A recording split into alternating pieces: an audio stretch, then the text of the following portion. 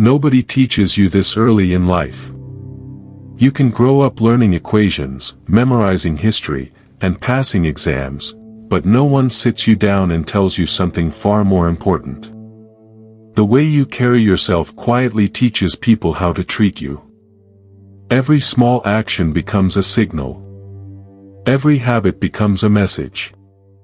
In this video, you'll learn 7 behaviors that silently show people your worth without you ever needing to announce it.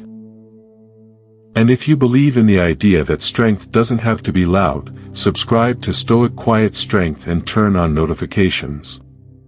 Around here the motto is simple: power in silence.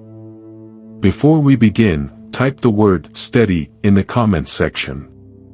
It's a reminder that the strongest presence in any room is often the calmest one. Most people think respect comes from speeches or dramatic moments. But real respect is quieter than that. It grows from the small choices you repeat every day. The tone you speak with. The promises you keep. The way you respond when things don't go your way. The Stoic philosopher Marcus Aurelius once wrote, "Waste no more time arguing what a good man should be. Be one." In other words, worth isn't something you declare. It's something you demonstrate. So let's start with the first behavior. The first behavior is this: you keep your word to yourself. Most people think discipline is about impressing others. It isn't. Discipline is about building trust with the one person you live with every second of your life, which is yourself. Think about the promises you make quietly in your own mind. You tell yourself you'll wake up earlier tomorrow. You'll finish the project you started. You'll stop tolerating something that drains you. Small promises. Invisible ones. And yet many people break them before the week is even over. At first it seems harmless. After all, no one else knows you made those promises. But something important is happening under the surface. Every time you ignore your own commitments, your mind quietly learns that your words don't carry weight. And when you begin to believe that, other people eventually sense it too. Not in some mystical way. In simple ways. They notice when you say you'll do something and it never happens. They notice when your intentions are strong but your follow-through disappears. And slowly, almost unconsciously, they start treating your words the same way you do. This is why self-respect begins in private.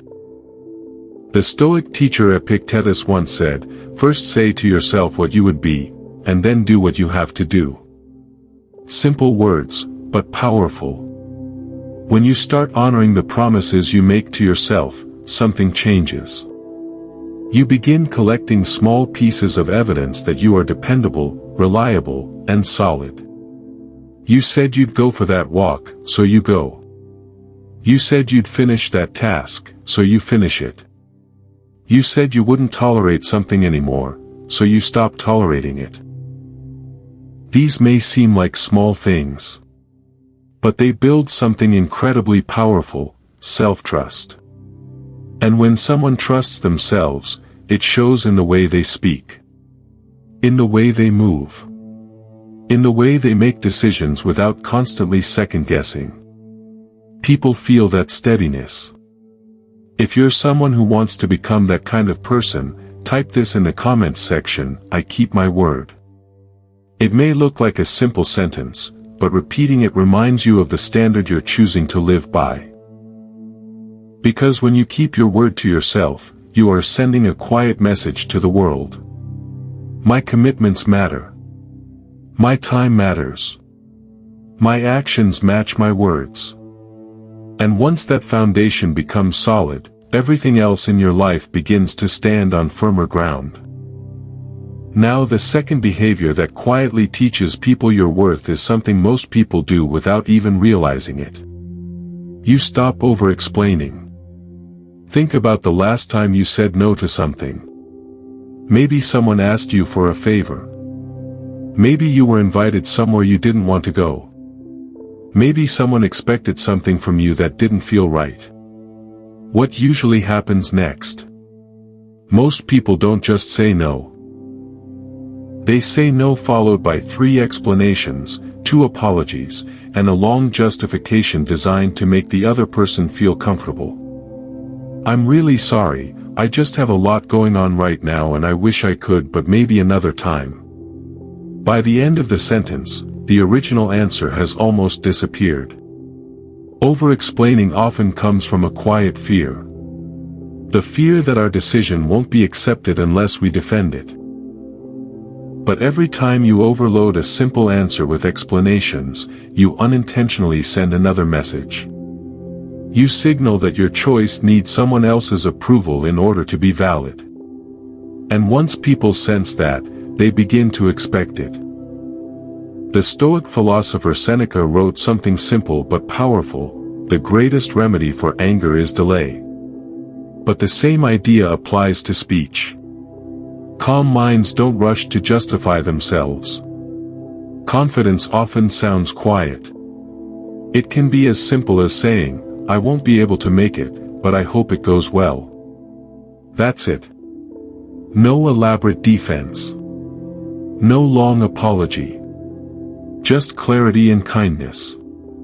When people hear that kind of response, something interesting happens.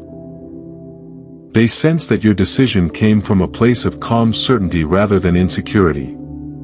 And certainty carries weight.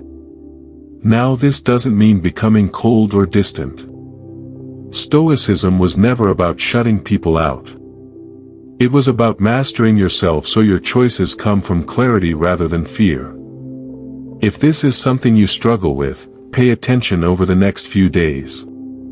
Notice how often you feel the urge to explain your choices beyond what's necessary. You might be surprised how often it happens. When you catch yourself doing it, pause for a moment. Let your answer stand on its own. That small shift begins to retrain both you and the people around you. And if this idea resonates with you so far, make sure you're subscribed to Stoic Quiet Strength and turn on notifications. Because the next behavior might be the quietest signal of strength a person can have. It's the ability to sit with discomfort without rushing to fix it. And once you understand it, the way people respond to you begins to change. The third behavior that quietly teaches people your worth is this: you let discomfort sit without rushing to fix it. Most people are deeply uncomfortable with tension. A conversation becomes quiet for a few seconds and someone quickly fills the silence. Someone looks slightly upset and we rush to smooth things over. A disagreement appears and suddenly people start apologizing just to restore the feeling of peace. Not real peace. Just the appearance of it. But when you constantly rush to remove discomfort, you unknowingly teach people something important. You teach them that whenever tension appears, you will be the one who bends first. You will be the one who softens your words. You will be the one who rushes to make everything okay. Over time that pattern becomes predictable. And when something becomes predictable, people begin to rely on it. But there is another way to handle these moments. A quieter, stronger way. Instead of immediately fixing every uncomfortable situation, you simply allow the moment to exist. A pause in conversation stays a pause. A disagreement stays a disagreement until it is actually resolved. A difficult truth is allowed to land without being diluted. At first this feels strange. Almost unnatural. Because most people are trained to treat discomfort like an emergency. But often it isn't an emergency. It's just a moment that hasn't settled yet. The Stoic Emperor Marcus Aurelius wrote, "You have power over your mind, not outside events. Realize this, and you will find strength." When someone reacts emotionally, that is outside your control. But how quickly you rush to absorb that tension, that part is yours. Allowing discomfort to exist doesn't mean you are cold or indifferent. It simply means you trust the moment enough not to panic inside it. And when people notice that you don't scramble to repair every uncomfortable second, something subtle changes. They begin to see that your calm is real. You're not fragile. You're not easily shaken. You don't collapse the moment the air gets heavy. That kind of steadiness commands a level of respect that loud confidence never achieves. If you've ever been the person who rushes to fix every awkward moment, write this in the comments: I choose calm over comfort. I will react to it. Because sometimes the strongest thing you can do is simply remain steady. Now the fourth behavior that quietly teaches people your worth is surprisingly simple. You receive compliments without deflecting them. Someone tells you that you did a great job. And before they even finish the sentence, many people start pushing it away. Oh, it was nothing. I just got lucky. Anyone could have done it. It sounds like humility. But most of the time it isn't. Often it's discomfort. We feel uneasy accepting praise because somewhere inside we believe agreeing with it might look arrogant. So instead we shrink the moment. But when you constantly reject compliments, you accidentally send a strange message. You're telling the person offering the compliment that their perception is wrong. Think about it. They are trying to acknowledge something positive about you, and you immediately dismiss it. Over time people begin to stop offering those acknowledgments. Not out of disrespect, but because their appreciation never seems to land. Receiving a compliment gracefully is not arrogance. It's maturity. A simple, "Thank you, I appreciate that," is enough. No long explanation. No self-deprecating joke. No shrinking the moment. Just acceptance. The Stoic philosopher Seneca once said, "True happiness is to enjoy the present, without anxious dependence upon the future." Part of enjoying the present is allowing yourself to receive good moments when they arrive. When someone respects your work or admires something about you, let it land. You don't have to inflate it. You don't have to reject it. Just accept it with quiet confidence. And that confidence signals something powerful: you believe you belong in moments of appreciation. If you're someone who often deflects praise, try something different this week. The next time someone compliments you, pause for 2 seconds before responding. Then simply say thank you. You might be surprised how natural it begins to feel. And if this message is resonating with you so far, make sure you're subscribed to Stoic Quiet Strength and turn on notifications. Because the next behavior might be the most visible one on this list. It's something people notice instantly. Even before you speak. The fifth behavior that quietly teaches people your worth is this. You stop shrinking in rooms. You've probably seen it before. Maybe you've even done it yourself. Someone enters a room and immediately makes themselves smaller. They sit at the very edge of their chair. They lower their voice halfway through their sentence. They apologize before sharing their opinion. It's almost like they are asking for permission to exist in the space. Most of the time this happens unconsciously. It's a kind of social self-defense. A way of avoiding attention or criticism. But here is the problem. People take cues from how you carry yourself. When you move through a room like you're unsure you belong there, the room often agrees. Not because people are cruel, but because they follow the signals you give them.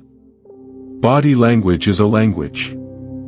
And when your posture, tone, and energy all say, "I shouldn't take up too much space," people begin to treat you accordingly. But respected individuals do something different. They don't walk into a room loudly announcing their presence. They simply arrive, and allow themselves to be there. They sit fully in their chair. They speak at their natural volume. They share their thoughts without apologizing for them. No performance. No exaggeration. Just presence. The Stoic philosopher Epictetus once advised, "Don't explain your philosophy. Embody it." And embodiment begins with presence. When you stop shrinking your voice, your posture, and your ideas, people begin to sense that you respect your own presence. And when someone respects their own presence, others tend to follow that lead. If you're still here listening, type this in the comments, "I belong in the room." It's a simple reminder that your presence does not require apology. Now the sixth behavior that quietly teaches people your worth is something many people avoid for far too long. You end things that have already ended. And when you understand why this matters, it can completely change the way you approach relationships, opportunities, and even your own energy. So the sixth behavior that quietly teaches people your worth is this: you end things that have already ended. Some things in life are over long before we admit it. A friendship that survives mostly on old memories.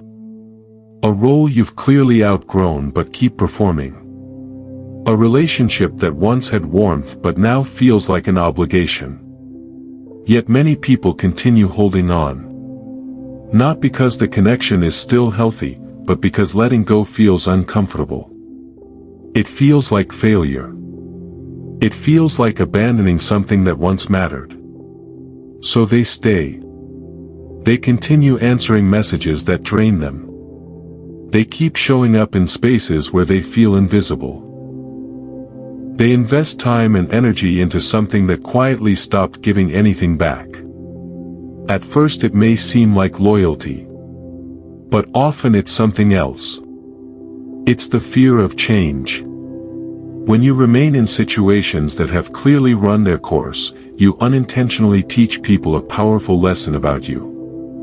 You teach them that you will stay, no matter how little you receive in return. And when people believe you will never leave, your presence slowly becomes taken for granted. But self-respect changes that pattern. Self-respect recognizes when something meaningful has run its natural course. Ending something doesn't always require dramatic conversations or emotional speeches. Sometimes the most dignified endings are quiet ones. You reply less often. You stop forcing conversations. You redirect your time and energy toward people and spaces that genuinely welcome it. The Stoic philosopher Seneca once said, "Every new beginning comes from some other beginning's end." When you finally release something that has already ended in spirit, you create room for something healthier to enter your life. And something interesting happens when people realize you are capable of walking away. They begin to understand that your presence is a choice, not a guarantee. That understanding naturally creates respect. If you've ever stayed somewhere far longer than you should have, write this in the comments: "I choose where I stay." Because learning to leave what no longer serves you is one of the quietest forms of strength a person can develop. Now the seventh behavior that quietly teaches people your worth may be the most powerful one of all. You respond, instead of reacting. Think about a moment when someone said something that irritated you. Your pulse rises a little. Your thoughts sharpen. Suddenly you feel the urge to respond immediately. To defend yourself. To correct them. To push back with the same energy they used. That reaction is human. But reacting instantly often hands your emotional control to someone else. When someone can trigger you easily, they also influence how you behave. But responding is different. Responding creates a small space between what happens and what you choose to do next. Sometimes that space is only a few seconds long. A breath. A moment of silence before speaking. But inside that small pause, something powerful happens. Your mind catches up with your emotions. Instead of speaking from anger or frustration, you choose your words deliberately. The Stoic teacher Epictetus built much of his philosophy around this idea. He said, "It's not what happens to you, but how you react to it that matters." When people notice that you don't react to every provocation, something shifts in how they approach you. They understand that emotional manipulation won't easily move you. They realize that if they want to engage with you, they will need to do so respectfully. Calm responses carry a kind of authority that reactive anger never achieves. And the most powerful part is that calm responses don't require you to raise your voice or prove a point. Sometimes the most controlled response is simply a pause, followed by measured words. If you're someone who is working on this skill, type this in the comments: pause before power. Because the pause is where your real strength begins to show. At this point we've talked about 7 behaviors. None of them are dramatic. None of them require you to become a completely different person overnight. And that is exactly why they are so powerful. Real change rarely happens through grand gestures. It happens through small actions repeated consistently over time. Keeping your word to yourself. Speaking clearly without over-explaining. Allowing uncomfortable moments to exist without rushing to fix them. Receiving compliments with calm acceptance. Showing up without shrinking your presence. Letting go of things that have already ended. Choosing thoughtful responses instead of emotional reactions. These behaviors may look simple on the surface. But together they form something deeper. They form a pattern. And patterns are what people notice most. Over time people begin to recognize the steadiness in how you carry yourself. They see that your words match your actions. They see that you respect your time and your boundaries. They see that your calm doesn't disappear the moment things get difficult. That kind of consistency quietly reshapes how people treat you. You never had to demand respect. You simply lived in a way that made disrespect difficult. If you've made it this far in the video and you are yet to subscribe to this channel, take a second and subscribe to Stoic Quiet Strength and turn on notifications. Because this channel is built for people who understand that the strongest presence in any room is often the quietest one. Power in silence. And there is one final idea that ties everything we've talked about together.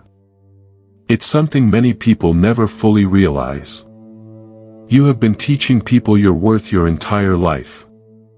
The only question is, what lesson have they been learning? And once you begin to understand that question, the way you carry yourself begins to change forever. You've been teaching people your worth your entire life. Not through speeches. Not through declarations. But through patterns. The way you respond when someone crosses a line. The way you treat your own time. The way you carry yourself when you enter a room. All of it becomes instruction.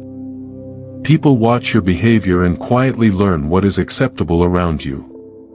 If you constantly explain yourself, they learn to question your decisions.